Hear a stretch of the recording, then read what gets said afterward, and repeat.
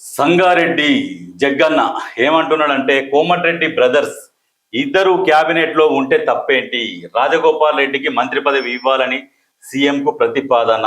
వాస్తవంగా రాజగోపాల్ రెడ్డికి మంత్రి పదవి ఇస్తాము అని చెప్పినారు, ఇస్తున్నారా లేదా అనేది ఒకసారి తేల్చి చెప్తే బాగుంటది.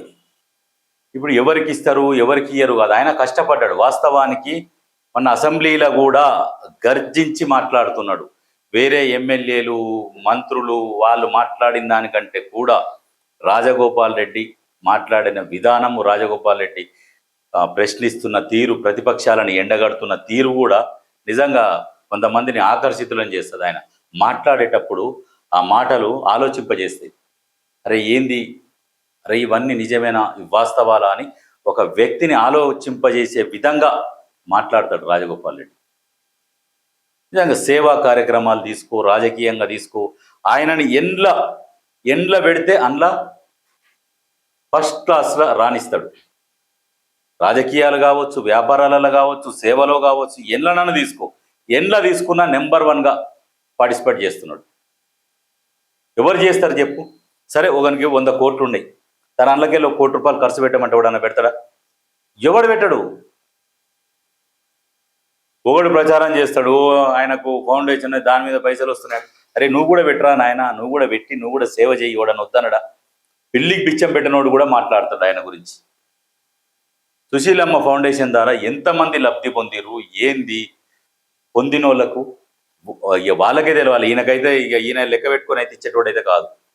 కానీ నియోజకవర్గం కూడా చూసుకోకుండా సేవ చేసే వ్యక్తి. కొన్ని నియోజకవర్గాలు ఉంటాయి. మునుగోడు నియోజకవర్గము అటు ఆంధ్రప్రదేశ్లో కావచ్చు, ఇటు తెలంగాణలో కావచ్చు, ఎక్కడ చూడు మునుగోడు నియోజకవర్గం అనేది మషూర్ అయింది. పేరు 2 రాష్ట్రాలకు తెలిసిపోయింది. రాజగోపాల్ రెడ్డి ఎవరంటే కూడా 2 రాష్ట్రాలల్లో మారుమోగుతుంది పేరు. ఏంటంటే మునుగోడు బై ఎలక్షన్లు తీసుకొని వచ్చి ప్రభుత్వాన్ని మొత్తం మునుగోడు నియోజకవర్గంలో దింపించిండు. ఒక్కలొక్కలని తిన్న తిండి పేయికి పట్టకుండా చేసిండు. ఒక్కడి మీద టీఆర్ఎస్ మొత్తం యుద్ధం చేసింది. అప్పుడు ఒక్కని మీద ఎంత కష్టపడ్డా కానీ బీజేపీకి 5,000 ఓట్లు లేని దగ్గర 95,000 ఓట్లు తెచ్చుకున్నాడు. ఫైట్ చేసిండు, కొద్ది తేడాతోని మిస్ అయింది. కానీ అయినా మొగోడు ఒక్కడు అంతమంది మీద కొట్లాడిండు. ఇవాళ తెలంగాణ ఆంధ్రప్రదేశ్లో మునుగోడు నియోజకవర్గము రాజగోపాల్ రెడ్డి అంటే తెలియని వ్యక్తి లేడు తెలుగు రాష్ట్రాలలో. అంటే ఆ రకమైన అటువంటి వ్యక్తి కష్టపడతాడు, సేవలు చేస్తున్నాడు, అన్నీ చేస్తున్నాడు. ఆయనకి ఏదైనా పని అప్పచెప్తే కూడా 100% సక్సెస్ చేసి చూపించినాడు కదా.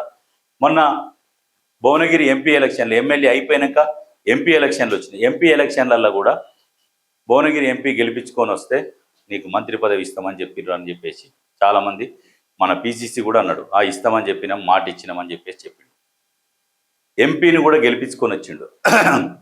అందరికీ మంత్రులకు బాధ్యతలు అప్పచెప్తే ఈయనకి ఎమ్మెల్యేకి ఆ బాధ్యత అప్పచెప్తే ఈయన బంపర్ మెజార్టీ మీద గెలిపించుకొని వచ్చాడు. పవర్ ఆలోచన చేయరు ఎట్లా ఉన్నది ఆయన పవర్ అని. అటువంటి వ్యక్తికి ఇస్తే అసెంబ్లీలో దద్దరిలిపిస్తాడు.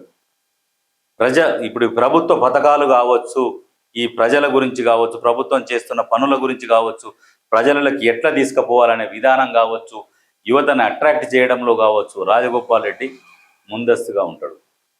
నిజంగా రాజగోపాల్ రెడ్డికి మంత్రి పదవి ఇచ్చి ప్రభుత్వంలోకి తీసుకుంటే నిజంగా రేవంత్ రెడ్డికి చాలా బెనిఫిట్ అవుతుంది, చాలా ప్లస్ అవుతుంది. ఎందుకంటే మిగతా మంత్రులతో కంపేర్ చేసుకుంటే రాజగోపాల్ రెడ్డి పోకడ కావచ్చు, ఆయన స్పీడ్ కావచ్చు, ఆ ప్రజలల్లో కలుపుకపోయే విధానం కావచ్చు బాగుంటుంది.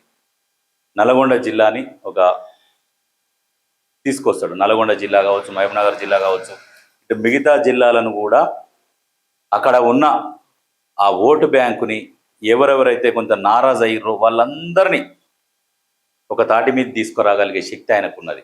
ఎందుకంటే ఆయన ప్రతి నియోజకవర్గంలో ఆయన పేరు తెలుసు. ఎందుకంటే అరే రాజగోపాల్ రెడ్డి అంటారే మునుగోడు కాన్స్టిట్యున్సీలో సుక్కలు చూపించిండు బీఆర్ఎస్కి అనేది ప్రతి ఒక్కరు గుర్తుపెట్టుకుంటారు. సేమ్ మొన్న కూడా ఇటువంటి అవకాశము అది అందరికీ రాదు. ఈ పేరు ఎవరికి వచ్చింది? ఇదే అవకాశం నవీన్ యాదవ్కి వచ్చింది. ఆ నవీన్ యాదవ్ అంటే ఇప్పుడు సేమ్ ఏడా ఆంధ్రలో తెలుసు, తెలంగాణలో తెలుసు. నవీన్ యాదవ్ ఎవరు? నవీన్ యాదవ్ బై ఎలక్షన్లు వచ్చినప్పుడు ఆ బై ఎలక్షన్ల ఫైట్ల ఎవరు అద్భుతంగా ఫైట్ చేస్తారు, ఆ ఫైటర్ ఎవరు, గెలిచినా ఓడినా ఆ ఫైటర్ ఎవరు అని చూస్తారు.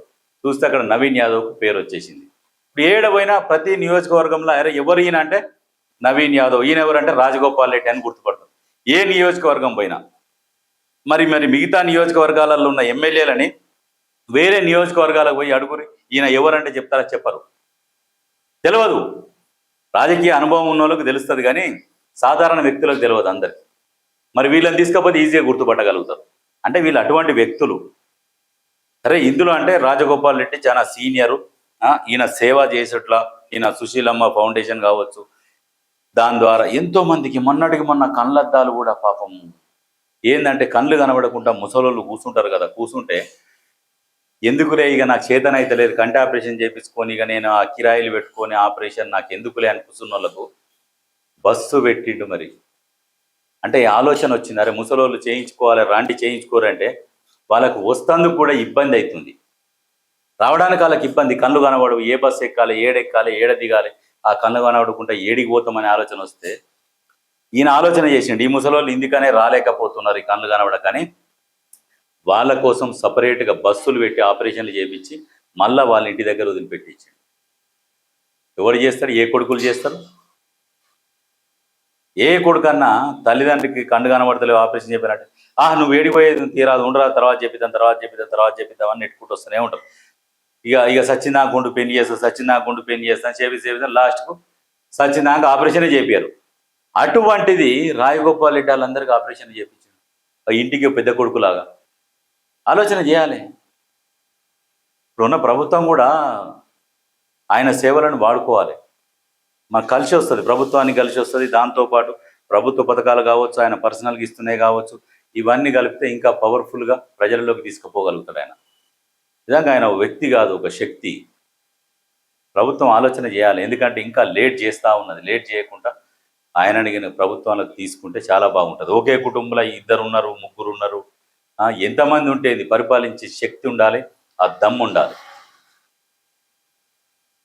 ఒక సామెత ఉంటుంది, 7 వెన్లాలంటారు. 7 వెన్లాలు అయితే ఏం చేస్తాడు? ఏం చేయలేడు. ఒక 10 మందికి ఇచ్చినా 10 మంది చేయలేనోడు ఒక్కడు చేయగలుగుతాడు. అటువంటి శక్తి నా దగ్గర ఉన్నది. ఒకే కుటుంబంలో ఇచ్చిరని కాదు, దమ్ము ఉన్నదా లేదా, పరిపాలించే శక్తి ఉన్నదా లేదా, ఎట్లా చేయగలుగుతాడు, ఏం చేయగలుగుతాడు, ఎటువంటి నిర్ణయాలు తీసుకోగలుగుతాడు, ఆ నిర్ణయాలు తీసుకున్న దానికి కట్టుబడి ఉంటాడా లేడా, అవన్నీ ఆయనతో అవుతాయి. ఆయనతోని రాజగోపాల్ రెడ్డితో అవుతాయి. కాబట్టి నిజంగా ఇప్పటికే చాలా లేట్ అయింది. రేవంత్ రెడ్డి గారు కూడా ఖచ్చితంగా రాజగోపాల్ రెడ్డి విషయంలో, మిగతా వాళ్ళ విషయం పక్కన పెడితే ఈయన విషయంలో మాత్రం ఒక నిర్ణయం తీసుకుంటే ప్రభుత్వానికి చాలా ప్లస్ పాయింట్ అవుతుంది. మిగతా వాళ్ళతో కంపేర్ చేస్తే ఈయనకేందంటే రాష్ట్రంలో అన్ని దిక్కులో కూడా మంచి పేరు ఉంది. సరే, ఊరికి ఒక్కొక్కరు, మండలానికి ఒక్కరు హెల్ప్ పొందినా కానీ ఈయన గురించి అందరు గొప్పనే చెప్పుకుంటున్నారు. మంచి చేస్తున్నాడు, ఎక్కడ కూడా ఈయనకు వ్యతిరేకత లేదు. ఇండివిజువల్గా కూడా ఎక్కడైనా ఏ నియోజకవర్గాన్ని కూడా గెలిపించుకొని రాగలిగే శక్తి ఈయన దగ్గర ఉన్నది. కాబట్టి ఇది ఇంకా లేట్ చేయకుండా ఎంత తొందరగా ఆయనకు మంత్రి పదవి ఇచ్చి గౌరవిస్తే ఖచ్చితంగా పార్టీ కూడా ఇంకా బలంగా తయారవుతుంది.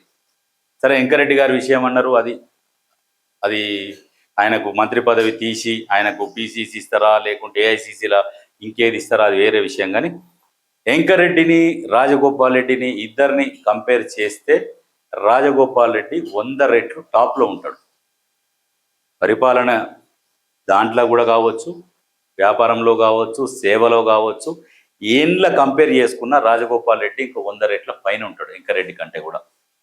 ఆలోచన చేసుకోర్రి, లేట్ చేయొద్దు. ప్రభుత్వానికి ఒక సలహా అనుకోండి, సూచన అనుకోండి, ఏదన్నా అనుకోండి, కానీ ఒక బలం మాత్రం వస్తుంది. ఒక 1000 ఏనుగుల బలం అయితే వస్తుంది. రేవంత్ రెడ్డికి రామ్ లక్ష్మణ్ లాగా అంత బలం వస్తుంది. ఇది ఒకసారి ఆలోచన చేసుకోవాలి, ఆలోచన చెయ్యిర్రి. రామ్ లక్ష్మణులు కలిస్తే ఎట్లా యుద్ధం గెలుస్తారో రాజగోపాల్ రెడ్డి రేవంత్ రెడ్డి కలిసి కొట్లాడితే కూడా 2029లో అధికారం సునాయాసనంగా వచ్చి నిలబెట్టవచ్చు ఇట్లా కాలం ముందల. అది ఈజీ అవుతుంది, ఇది పక్కా.